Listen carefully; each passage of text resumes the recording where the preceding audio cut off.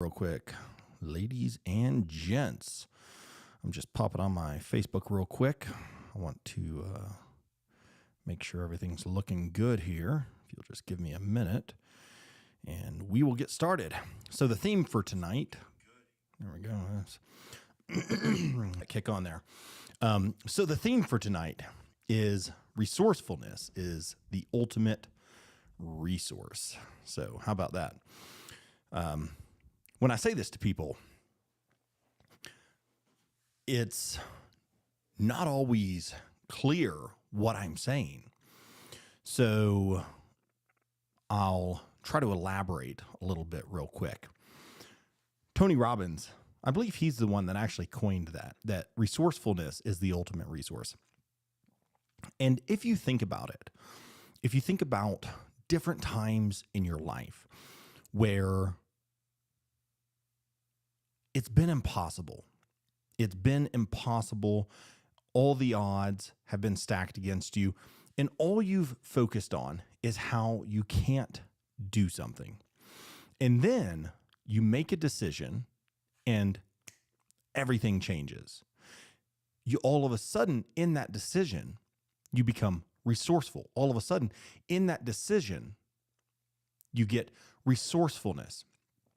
And that's the backbone of today's show, is actually the process of becoming more resourceful. It's a superpower.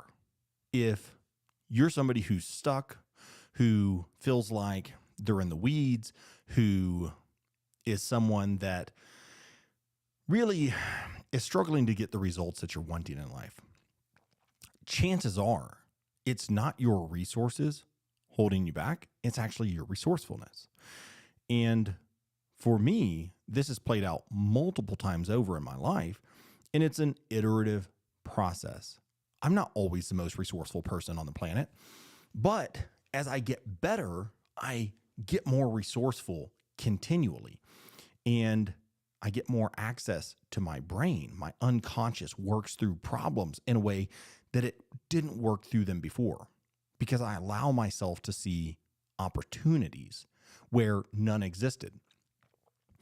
Part of that is derived from the fact that I don't allow impossibilities to come into my mind.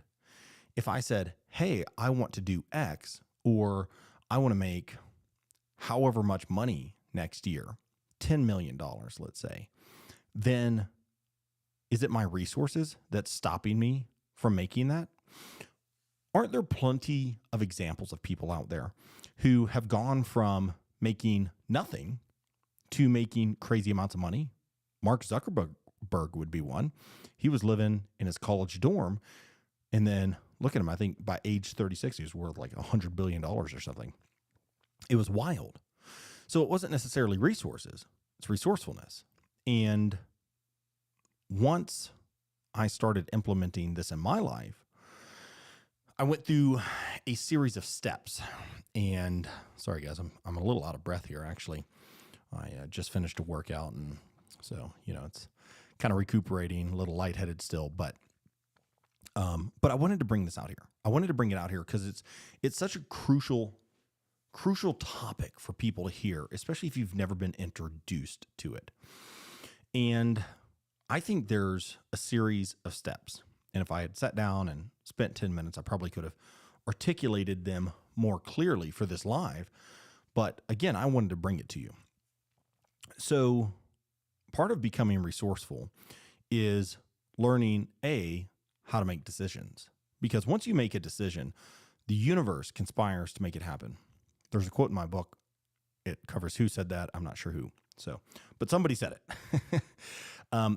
But really, once you start doing that, once you make a decision about how to do something or what you're going to do, you don't even have to know how you're going to do it. But once you make that decision, your unconscious starts turning on it.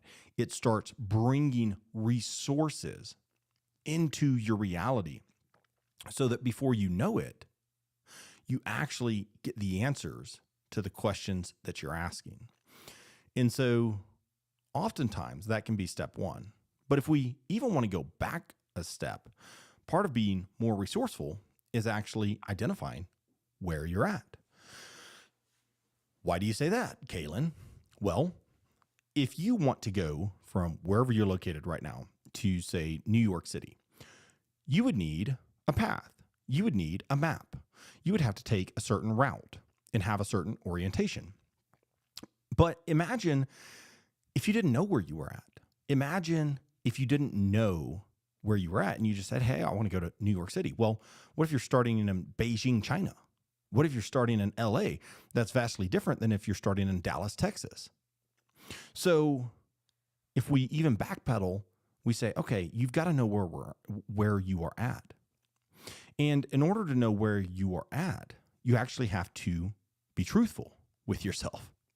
So there's layers to this game. There's layers to how to get more resourceful. So I always tell people, getting on truth is the foundation. That's like the first thing to do in order to really do anything. Because if you don't know where you're at, if you can't be truthful with yourself, then how can you even know if you're being truthful about where you want to go? You say, oh, I want to go to wherever. Let's pick a different city than New York, maybe. You want to go to Boise, Idaho, where I'm at. And you say, hey, here's where I want to go. Well, guess what? You've got to get on truth in order to even get oriented towards that thing.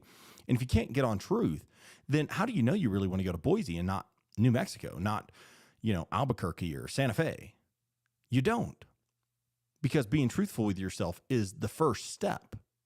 So you have to get truthful with yourself. And I see this play out all the time, and it's played out in my life many times where I'll convince myself I want to do something, or I'll convince myself that a certain path is the right path. And then I go a little ways down it and I'm like, no, I kind of got caught up in a fad. I kind of got caught up in excitement. And I should have just said no in the first place, but I didn't. And why didn't I? Well, because I wasn't being truthful with myself about where my priorities were. And because I wasn't being truthful with myself, I hadn't actually outlined my priorities. I hadn't outlined my values. And if I had done that, then it's much easier to sort through life. Because so many of us are dying by 1,000 little cuts. We're making trivial decisions in a day-to-day fashion, when in fact, if we made a few higher level decisions, those day-to-day decisions would just disappear because we're like, oh, that's outside of my realm of values. And then we wouldn't engage in those in the first place. See how that works? And so that's part of being more resourceful as well.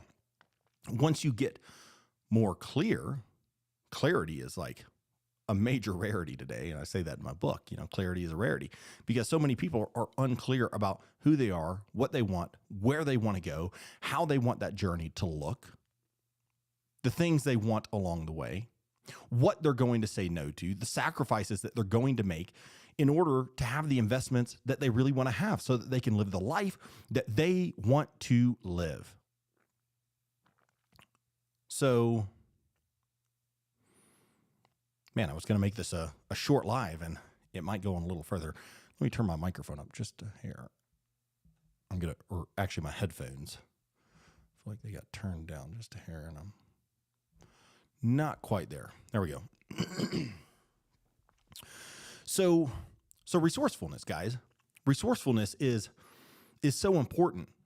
And once you tap into that, it's magical. It's truly, truly magical. So I want to deliver some value here today. It's hard to, in a single live, and I don't know, I'm going to probably go 15 minutes, something like that. In a single live, it's hard to articulate all the things that you have to put together. And everybody wants a simple one-off solution. And I don't really deal in those so well. I don't deal in those so well because oftentimes they're not entirely accurate. I mean, we can distill things down to 2, 3, 5, 6, 8 things sometimes, but it's so difficult because there's so much to life and there's so much to learn and there's so much to ultimately implement on a high level in order to really be the person that we're capable of being. So ultimately part of becoming resourceful is a journey. If you look at somebody like Tony Robbins, I mentioned at the start of this, if you look at somebody like Tony Robbins, he was more resourceful at 25 than he was at 18, but he was certainly more resourceful at 30 than he was at 25. And he's certainly more resourceful at whatever age he is now, he's in his 60s, than he was then. And so it's a continuum. It's not like, hey, you're unresourceful and then you're resourceful. You just get more resourceful. And there's different levels to this game. And the more you master the fundamentals, the more you master yourself and sort of these high level principles, learning to make decisions, learning to ask better questions. That's another one. Asking big, audacious questions, even when they seem out of this world, even when it's like, why am I even asking this? Why am I taking the time to ask how I can solve a 10-year goal in 6 months?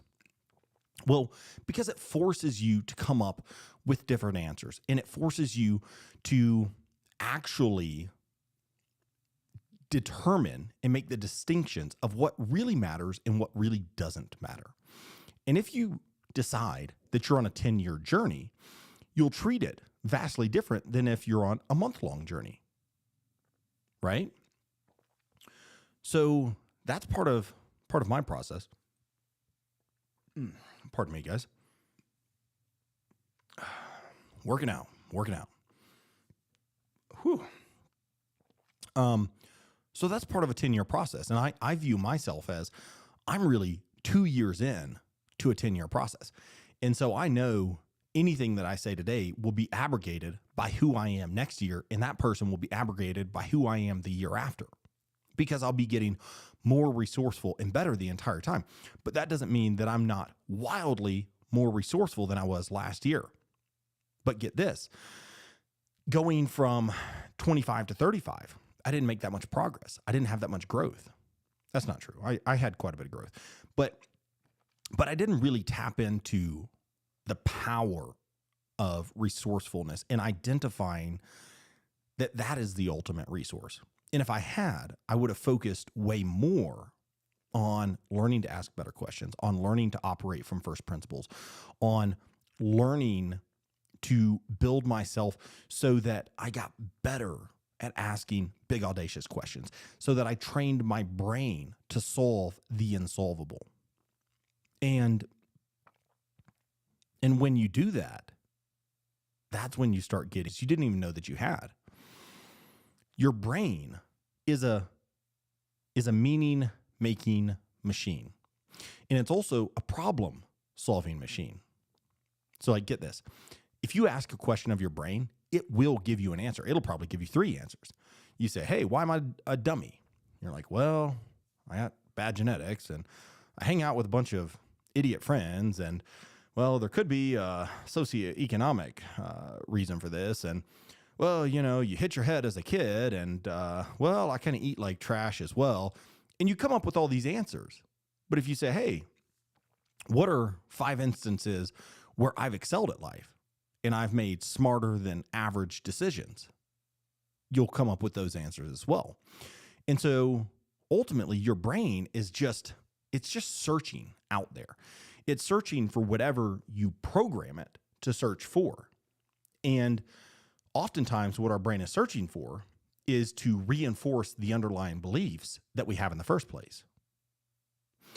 And that's also a part of being resourceful and becoming more resourceful, is that when you get rid of those the inner conflict, those inner conflicting beliefs, then you get way more power because you're congruent, because now you have a bundle of solid beliefs over here that are all headed in a uniform, focused direction.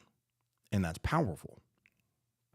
So I'll give you a little synopsis on how I view beliefs, and whether this is right or it's wrong, it doesn't really matter. I say that in my book. It doesn't actually matter so much whether it's correct or incorrect. What matters most and what I value most is utility. Does this have utility? Does this help me understand myself, the world, and get results? And the answer to this is a definitive yes. So the way that I view beliefs are as these sort of unidimensional systems within your unconscious, largely. Now, you can be conscious of some of them, but most of them are unconscious. And what they really want is to be proven true. So, for instance, let's say that you have the belief that you are unworthy. Unworthy of what? Doesn't really matter. You have the belief that you are unworthy. So, what does that belief want? That belief wants positive reinforcement. And how does that belief get that positive reinforcement? Well, when you feel your emotions, it's your emotions that are actually fueling that belief. And that belief, in its singular focus, only knows when it's true or not true when it gets that reinforcement. And so if you have this belief that you are unworthy, it gets reinforcement when you feel, ding, ding, unworthy. So then how does that play out in your life? Well, you've got this belief, and we're always acting out our beliefs, but we don't act out all of our beliefs all of the time. This is where state comes in. So oftentimes your actions are a result of the state that you're in. So I'll give you an example. If you're in a state and you're kind of slouched over and you're tired and, you're like, oh, I'm depressed, I can't do anything, then you'll make different decisions compared to if you're like, hey, I'm showing up and I'm dominating because that's who I am. So those beliefs act out based off of the state that you're in, and that determines the actions that you take most of the time. And because most of us aren't conscious all of the time of what we're doing, we just sort of act these things out. I believe it was, it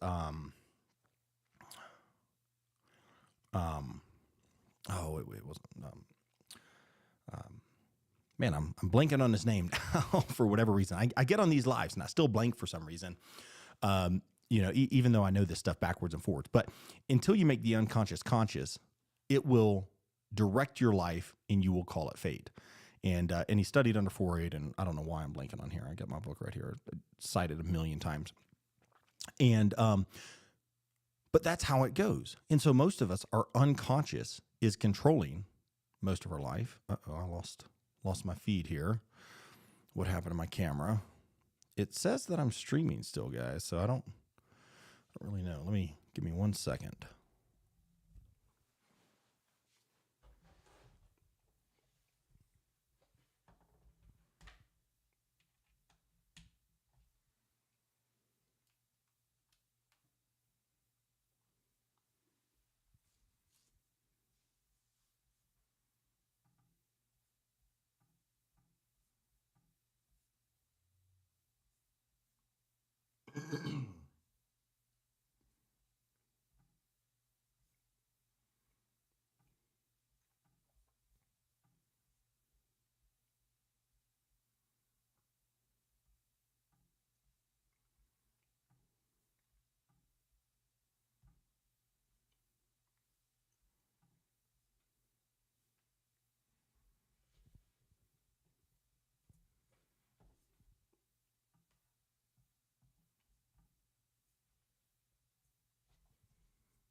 Okay, technical difficulties.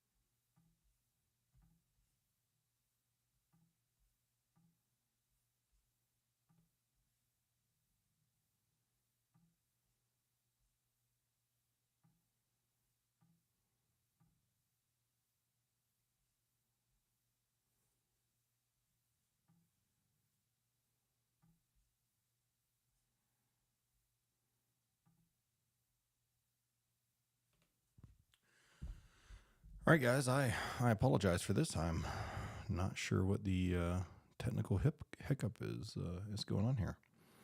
So I guess I'm gonna pop off here, and we will pick this up another time.